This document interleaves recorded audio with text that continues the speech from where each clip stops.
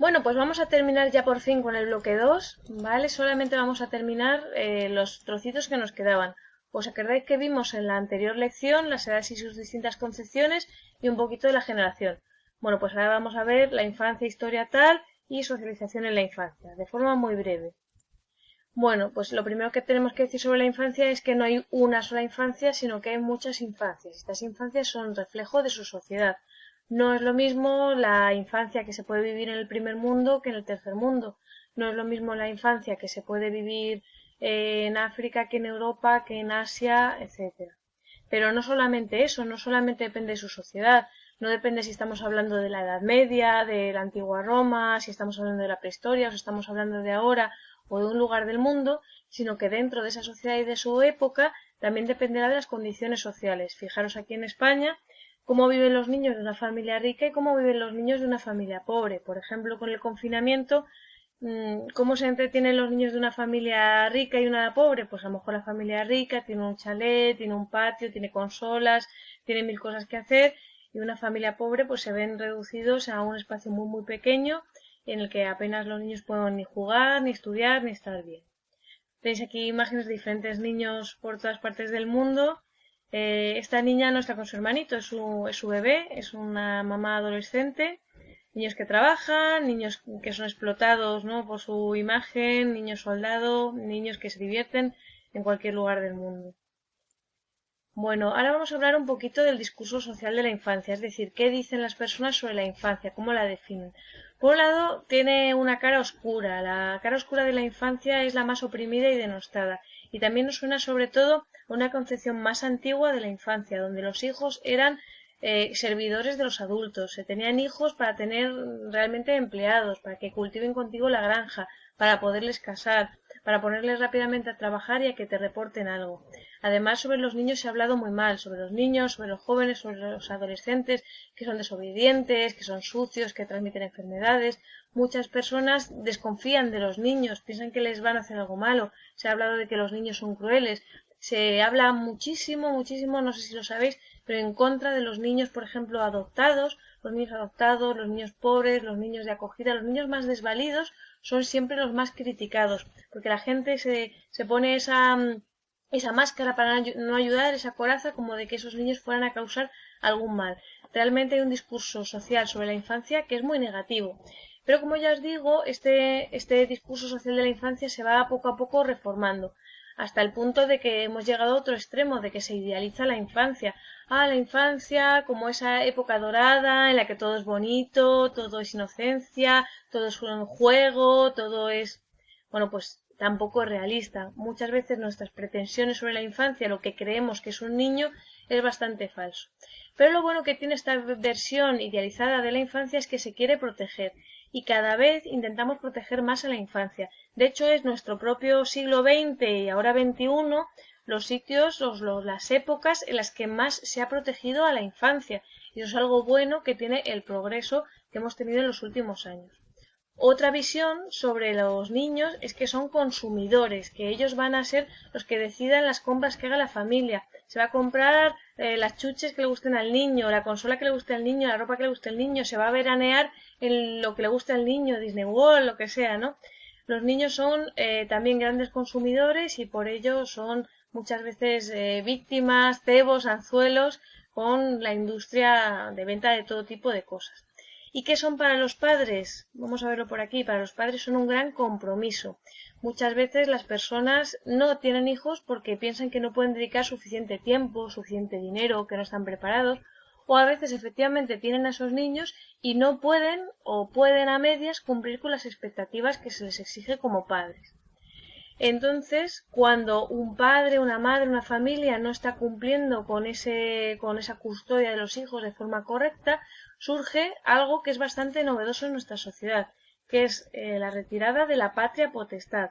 Esto es algo que os digo que aparece a partir del siglo XX y ahora en el XXI, en esa protección de la infancia bastante novedosa que no existía en la época de los antiguos griegos, que no existía en la Edad Media, pero que tampoco existía en el siglo XVIII. ¿Vale? Aparece muy recientemente en la historia. ¿Cuándo desaparece la patria potestad? Es decir, esos derechos que tienen los padres sobre los hijos, esa guardia y custodia que tienen los padres sobre los hijos, esa responsabilidad de que si mi hijo hace algo malo yo tengo que pagar los platos rotos. ¿Cuándo desaparece? Pues existen diferentes situaciones. Cuando mueren los padres, no pueden ejercer su patria potestad. Cuando el niño se emancipa, es decir, que ya es mayor de edad, o que judicialmente fuerza su emancipación antes de la mayoría de edad legal.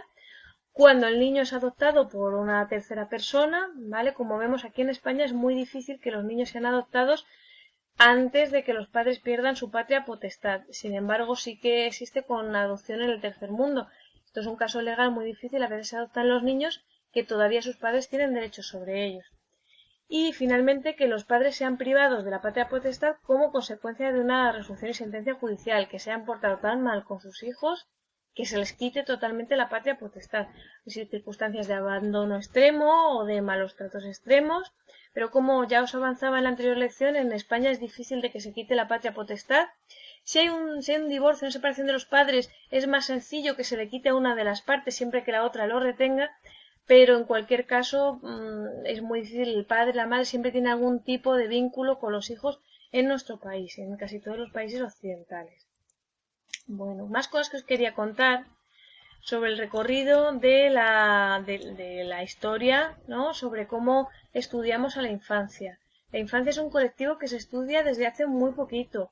Sí conocemos autores, incluso los antiguos griegos, que ya estudiaban la familia un poco, la educación un poco, pero realmente la infancia como colectivo autónomo, no interesándonos por su trabajo, ni por su estudio, ni por su relación con la familia, como colectivo como tal, se estudia desde hace muy poco, desde siglo XX o así.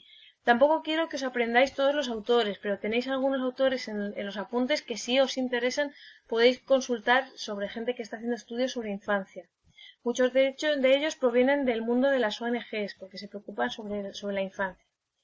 ¿Quién hace o qué hecho hace que los adultos nos empecemos a preocupar más por los niños? Pues paradójicamente son las guerras mundiales. Después de la Primera y después sobre todo de la Segunda Guerra Mundial hay una preocupación global sobre la infancia, porque aparecen estas fotografías de niños muertos, de niños huérfanos, de niños que están trabajando para la reconstrucción del país. Por ese problema grave de niños desamparados, más el avance de los medios de comunicación, que aparece la fotografía, que aparece el vídeo luego más tarde, renuevan la atención de las personas y, por ende, de los gobiernos sobre la infancia. En el 48 aparece la Declaración Universal de los Derechos Humanos, como veis es justo después de que acabe la Segunda Guerra Mundial. La Organización de Naciones Unidas aglutina una serie de países que quieren que esto no se vuelva a repetir, que no vuelva a haber una gran guerra, y para eso hay que garantizar una serie de derechos humanos básicos, porque se entiende que teniendo esos derechos humanos cubiertos no habrá necesidad de otras guerras. Más tarde se sigue investigando sobre los niños y nos damos cuenta, o se dan cuenta los políticos en la ONU, de que los niños tienen que tener sus propios derechos, que sean los mismos que los adultos, incluso reforzados, incluso más derechos. Por eso aparece en 1959 la Declaración de los Derechos del Niño, que aparecen 10 derechos del niño muy básicos. Pero se sigue avanzando sobre esto y en 1989 aparece la Convención Internacional de los Derechos del Niño, que lo que nos brinda son 54 artículos y que además son vinculantes. La anterior declaración era pues, una sugerencia para los estados, no tenían que cumplirlos, pero hoy en día todo el mundo, todos los países que hayan firmado la Convención Internacional de los Derechos del Niño tienen que cumplir con estos 54 artículos. Tenéis un vídeo en internet, en el Moodle, que me parece muy interesante sobre cómo se llega a esta situación en la que aparece la Convención Internacional. Y fijaros que hoy en día la gran mayoría de países del mundo, desde luego todos los del mundo occidental, como España, Francia, Holanda, Inglaterra, Alemania, todos, Europa, Japón, China, Australia, todos los grandes países la han firmado y tienen por obligación que proteger a los niños y a esos derechos, esos 54 artículos, excepto los Estados Unidos, que no la ha firmado, no la firmaron en el 89, ni en el 90, ni en el 2000 y no parece que la vaya a firmar.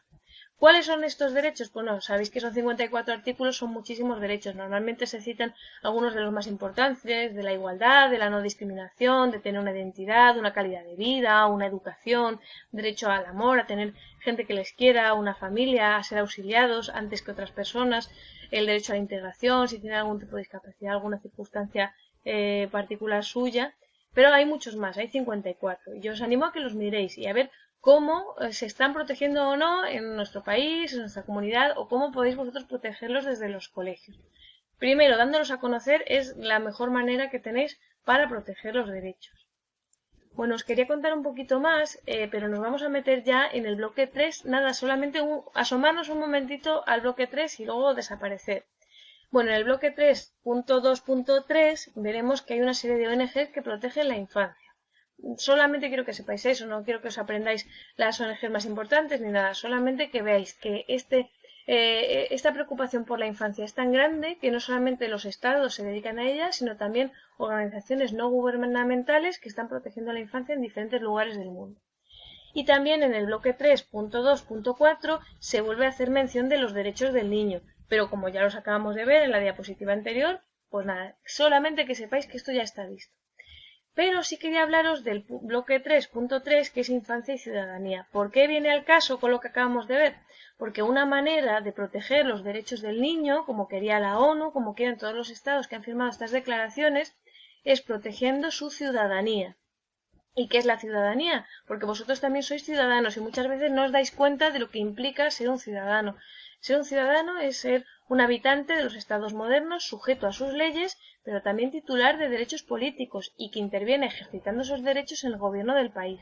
¿Qué quiere decir esto con respecto a vosotros? Que tenéis que acatar una serie de leyes, que no podéis robar, que no podéis matar, que tenéis que pagar vuestros impuestos, etcétera, pero que también sois sujeto de derechos, que tenéis derechos y que podéis ejercer. Uno de los más importantes, la libertad de expresión. Vosotros tenéis el derecho a decir las cosas que os interesen. La libertad también religiosa, de ejercer una religión o ejercer otra o no ejercer ninguna. El derecho al voto. Vosotros podéis influir en el gobierno del país, por ejemplo, mediante el derecho al voto, promoviendo iniciativas, saliendo a manifestaros a la calle, pero también haciendo uso de vuestro derecho, por ejemplo, a la educación, acudiendo a la escuela o acudiendo a la universidad, o acudiendo a una biblioteca pública o a un polideportivo, o quejándoos al defensor del pueblo porque hay algo en vuestra calle, en vuestra ciudad que está mal. Por ejemplo, poniendo una reclamación a una empresa que os ha servido mal un producto, etcétera. Todo esto es ser ciudadano. Defender a una persona que está siendo discriminada es ejercer la ciudadanía. Ver la televisión, hacer uso de los medios de comunicación también es ejercer la ciudadanía, informarse. Y también quejarse y denunciar si una información está mal dada, por ejemplo. Ser ciudadano es algo muy, muy importante y tiene que ver con los derechos que tenemos, también con nuestros deberes, con las leyes y, súper importante, con la participación. Los que hacen los países no son ya unos reyes omnipotentes, tampoco lo son los presidentes o los gobiernos, son las personas las que con su trabajo y con su opinión hacen los países. Esto es algo muy importante de lo que muchas veces no somos conscientes. Y es en la escuela, sois vosotros mismos los que tenéis que inculcar esto a los niños, que ellos pueden hablar, pueden expresar sus opiniones y pueden cambiar su escuela, su ciudad y su país. Vosotros muchas veces me decís, es que tenemos una queja porque en Schooling nos ponéis muchos deberes, o hacéis X, o hacéis B, o hacéis lo que sea, ¿no? Bueno, pues vosotros tenéis una serie de derechos como estudiantes. Si los conocéis y los ejercéis, podéis hacer esas reclamaciones. Si no sabéis cuáles son vuestros derechos, no sabéis a quién tenéis que acudir, no sabéis quién es vuestro representante, pues por mucho que os quejéis conmigo y me contéis vuestras cosas para desahogaros, no vais a cambiar nada. Pero si sabéis muy bien cuáles son vuestros derechos y a quién tenéis que acudir, entonces, amigo, sí que podéis cambiar muchas veces las cosas. Así que yo os animo a que os informéis sobre vuestros derechos, pero sobre todo que os informéis de cuáles son los derechos de los niños, cómo pueden ejercerlos y que les animéis a ejercerlos desde los colegios, haciendo actividades que les hagan conscientes de que ellos pueden cambiar las cosas y que pueden empezar directamente desde vuestro colegio en el que vosotros ejerzáis como maestros. Tenéis en el Moodle varios ejemplos de participación ciudadana hechas por niños. Miradlas y decid a ver si alguna os convence y la utilizaríais en vuestro colegio. Bueno, solamente nos queda hablar del punto 3, ¿vale? Estamos todavía entonces bloque 2, volvemos a nuestra idea del bloque 2 y vamos a hablar muy brevemente del punto 3, que es el de la socialización. Entonces, como recordaréis de primero, la socialización son esas enseñanzas que adaptan al individuo a su sociedad y son las familias las que principalmente transmiten esos valores, comportamientos a sus hijos. el pedir por favor, el dar las gracias, también el hablar el propio idioma, unas maneras de comportarte para estar en sociedad. Pero eso va mucho más allá del por favor, el hola, el gracias y todo eso. También va a cómo es tu propio carácter, cómo te diriges a los demás, si eres una persona más o menos agresiva, más o menos calmada, si resuelves las cosas por la diplomacia o si las resuelves mediante los enfados, si eres una persona más o menos consumista, si eres una persona más inquieta, más nerviosa, más artística. Ese tipo de cosas vienen en gran parte de la propia familia. Es decir, que las familias suelen tener un peso tremendo. Los valores que sostiene la familia, incluso su ideología política, su religión o el partido de fútbol, el equipo que más apoyan, eso suele tener un peso tremendo en los hijos, que suelen adoptar y repetir lo que hacen sus padres. Pero también tenemos que tener en cuenta de que en algunas ocasiones esto puede ser rechazado y hacerse lo contrario. Si mi madre dice blanco, yo digo negro. Si mi madre dice A, mi padre dice A, yo digo B. Esto ocurre también a veces, pero también es un tipo de imitación por contraste, ¿no? Yo no quiero parecerme a mis padres, pues si ellos hacen esto, yo haré todo lo contrario. También nos estamos fijando en ellos para hacer lo contrario. Algunas veces, ¿vale? Cuando la familia no supone un verdadero modelo, porque están ausentes, porque nunca los veo, o por la razón que sea, pueden estar sustituidos por otras personas. Yo ya no me voy a fijar en mis padres porque no están, porque no puedo fijarme en ellos, por lo que sea, pero me voy a fijar en mis profesores, me voy a fijar en mis amigos, en mis compañeros. O, como viene en el punto 3.4, me voy a fijar en los medios de comunicación de masas. ¿Vale? Simplemente diremos eso, que a veces los niños, en vez de imitar a sus padres, pues imitan a personajes incluso de televisión, en el corte de pelo, en la forma de vestir, en la forma de hablar, incluso en su ideología. Si mi ídolo pues dice que vota a un partido o que le gustan unas cosas u otras, pues yo voy a hacer igual. Aún así, las familias suelen ser el elemento más importante dentro de la socialización y también transmiten no solamente valores y comportamientos, sino los propios conocimientos, lo que saben las familias, transmiten su propio capital cultural. De hecho, si vemos, por ejemplo, los informes PISA, nos damos cuenta de que de padres más cultos salen hijos con mejores notas. Y eso no es que sanguíneamente se transmite la cultura, pero sí, si los padres hacen una serie de actividades, les llevan a museos, hablan con ellos en inglés, les llevan, por ejemplo, de viaje a un sitio donde puedan aprender idiomas, se interesan por ellos, leen con ellos, repasan la lección con ellos, tienen interés sobre los estudios con ellos, le van a transmitir ese capital cultural. Incluso padres que no teniendo ese nivel cultural ellos mismos sí que pueden proporcionárselo mediante un profesor particular, un ordenador, un viaje, económicamente pues pueden suplir eso. Mediante el tiempo que pasan con sus hijos también pueden suplir eso. Un padre que no sabe muchas cosas pero que se esfuerza en buscarlas, etcétera, también está transmitiendo un capital cultural a sus hijos. Sin embargo, aquellos padres que ni saben, ni pueden, ni intentan ayudar a los hijos con los estudios, como muchos padres conoceréis, que prácticamente solo se comunican con los hijos para decir, hola, pásame una cerveza. Pues esos niños luego sufren las consecuencias, no están aprendiendo nada de los padres, están aprendiendo al contrario, a ser unos brutos y a no tener cultura. También los padres, es muy importante lo que decíamos antes del dinero, colocan a sus hijos en una clase social. El barrio en el que viven, el tamaño de la casa que tienen, las personas con las que se relacionan, la comida que comen, el colegio al que van, esto va a tener un peso tremendo, súper importante en su propio futuro. Efectivamente, ir a un colegio, ir a otro, va a cambiar tus notas, porque no sé si os habéis cambiado alguna vez de colegio, pero seguro que no era igual la enseñanza en uno que en otro, sea cual fuera.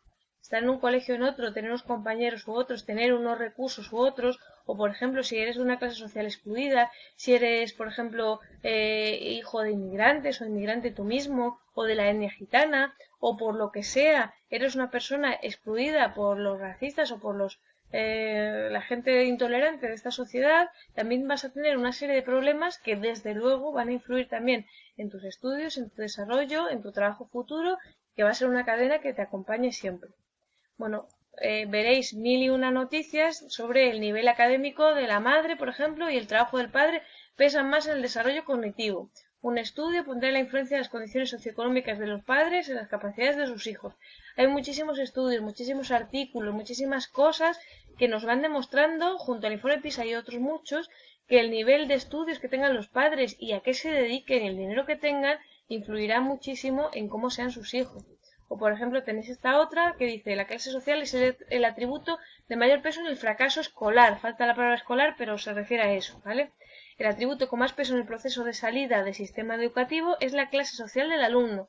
Es decir, que fracaso escolar, salida de la escuela antes de tener los 16 años, ocurre sobre todo en las clases más bajas. A lo mejor tenemos un niño rico que es muy vago y no hace nada, pero no se va del colegio, sigue estudiando y luego va a la universidad y luego le pagan un máster, etcétera. La expulsión de la escuela, la salida de la escuela está en las clases más bajas. Luego dice, la ocupación y el nivel educativo de los padres influyen en el riesgo de experimentar fracaso escolar. Pues efectivamente, la clase social y la cultura de los padres va a influir muchísimo, nos guste o no. Ojalá no fuera así. Un sistema educativo equitativo sería aquel en que cualquier hijo de vecino, sea el más rico o el más pobre, va a poder desarrollarse, tener sus estudios y tenerlo todo bien. Pero sin embargo no es así. Y si nos vamos directamente a las escuelas de infantil, vosotros veréis quién falta y quién no falta en las escuelas de infantil. ¿Quién tiene mayor refuerzo en infantil? Pues los recursos económicos y también culturales de los padres tienen un peso enorme en que su hijo acuda a infantil, a una buena escuela de infantil y que desarrolle una serie de habilidades que no van a desarrollar otros. Bueno, conclusiones de este PowerPoint para terminar ya con el bloque 2 y ese poquito que hemos avanzado del bloque 3. Lo primero, que la infancia es una forma particular y distinta de la estructura social de cualquier sociedad. Los niños son diferentes a los adultos, hacen otras cosas que los adultos no hacen. Los niños, también tenemos que decir, no son tanto un anticipo de otra vida como una señal de lo que es la vida ahora. Los niños no son los niños del futuro desde que nacen, sino que son los niños de la hora. Por ejemplo, ahora mismo los niños que han vivido su primera infancia en el confinamiento, ¿vale? Están influenciados por las circunstancias de la hora. Los niños que viven mediante un sistema educativo u otro, tienen unas clases u otras, con unas leyes u otras, por ejemplo, la ley del divorcio influye en las infancias, claro que sí, de que los padres puedan romper su matrimonio, que a lo mejor es infeliz y violento, y estar separados y estar tranquilos cada uno por su lado y volverse a casar o lo que sea, ¿vale? Entonces los niños son muy reflejo de lo que es la vida ahora, la vida de sus padres y de su propia sociedad. Pero desde luego influirán en el futuro, lo que vivan ahora influirá en el futuro, y esto es algo que ya explicamos o mencionamos un poco cuando hablamos en el otro vídeo sobre la generación. Bueno, ¿qué más cosas? La infancia tiene la categoría de una minoría oprimida clásica. ¿Por qué? Porque está marginalizada, se le puede mangonear, se le puede hacer lo que sea porque no se pueden defender, porque muchas veces a los niños se les explota, se les hace trabajar, se abusa de ellos, porque no pueden defenderse. Es un colectivo marginalizado. Y además es que está también paternalizado. ¿Qué significa eso? Que no se le pide su opinión, que se decide por ellos, que yo me creo como soy un adulto que ya sé lo que quieren los niños y sé lo que quieren, lo que es mejor para ellos y lo que les voy a dar. Pues a veces no, a veces nos convendría más escuchar a los niños, a lo mejor no para hacer lo que ellos quieren, pero sí para saber qué es lo que ellos quieren, qué desean, qué necesitan, qué les duele. Efectivamente, esto es algo que en la infancia muchas veces se pierde. Y eso es una conclusión que creo que es importante tener. ¿Quién defiende a los niños? Los estados, los gobiernos, las ONGs y otras personas como pueden ser incluso las propias familias, las escuelas también, a veces los medios de comunicación, cuando se hacen, por ejemplo, programas educativos, ese tipo de cosas, pero sobre todo los gobiernos y las organizaciones no gubernamentales tratan de protegerla. ¿Y cómo lo protegen? Pues protegiendo sus derechos, que puedan ejercerlos y de tal manera que ejerzan su ciudadanía, que puedan expresarse, que tengan un país, una ciudad, un nombre, un apellido, que tengan salud, que tengan sanidad, que sean auxiliados cuando tengan problemas, que tengan una educación, pero que tengan también derecho al juego, derecho al amor y a estar bien y a estar integrados en su sociedad, porque es muy sencillo simplemente mantener estos derechos del niño. Hasta aquí la clase de hoy y nos vemos. Si tenéis cualquier duda, por favor, mandármela por email.